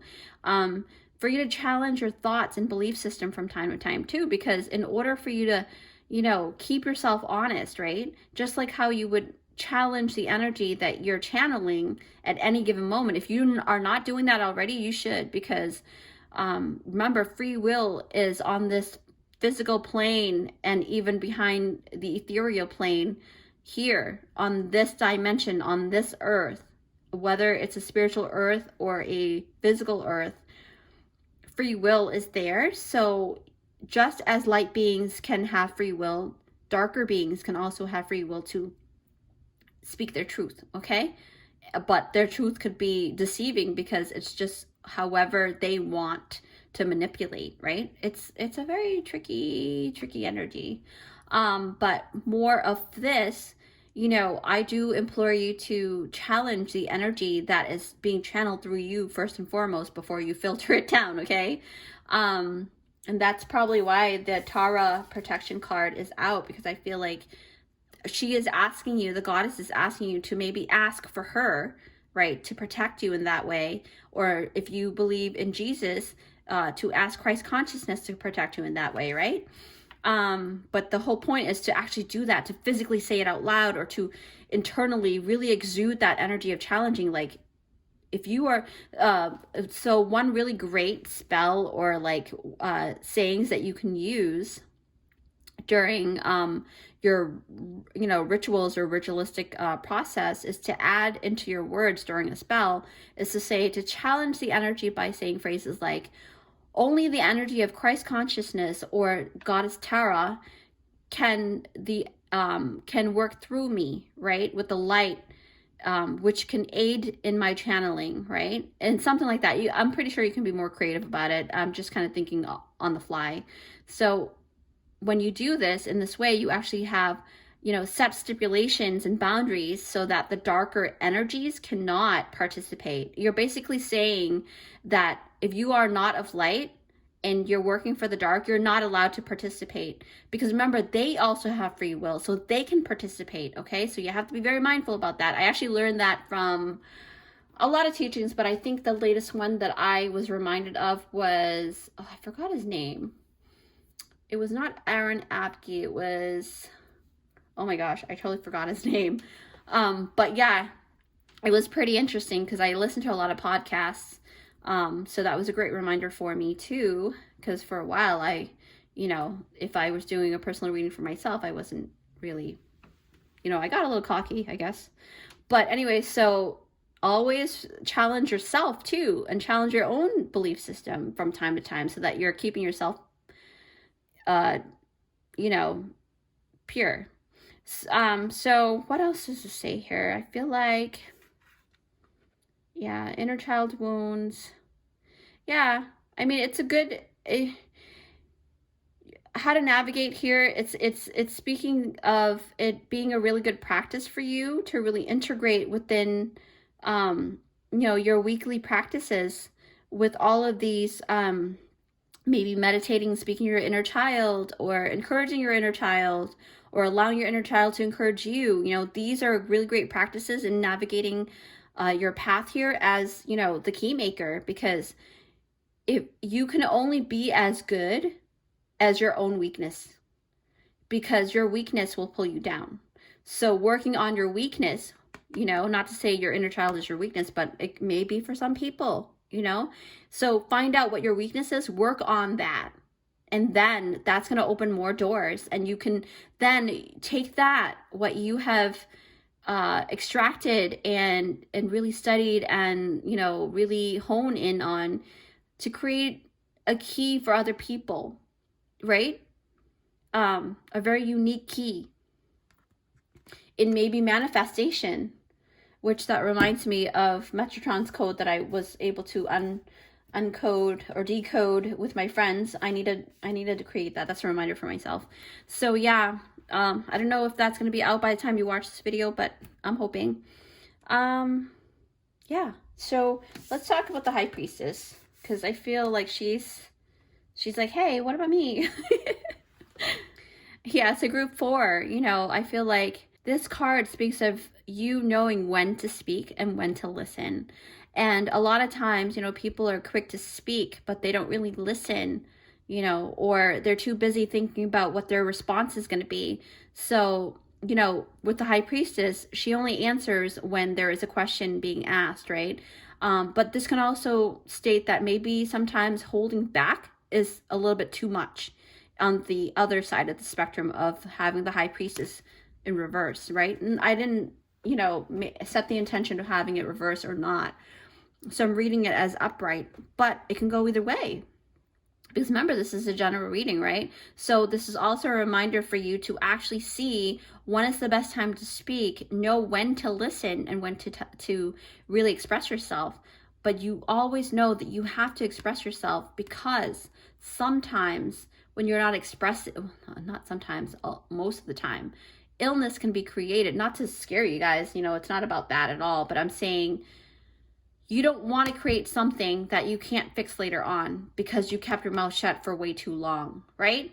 Her communication is really important, especially, in this message, in the way that she expresses herself is very crucial. So in the way that you express yourself and how to navigate into stepping into that role of the key maker is for you to actually express yourself in the most authentic way, the best way. It doesn't have to be a lot of words, because she really doesn't have to say much. But when she does when she chooses to speak up, it's impactful. That's the key, is being impactful with the things that you express. And I feel like you guys are very efficient in that way too, because I remember talking about efficiency with you, right? Yeah, I think so. Or was that group 3? I can't remember. Yeah. So, and then with this, leaving or traveling, right? So here I feel like you are to pick up certain traveling paths that are speaking to your soul, and it's only tailored to you, right? Not everybody's going to want to go down the train.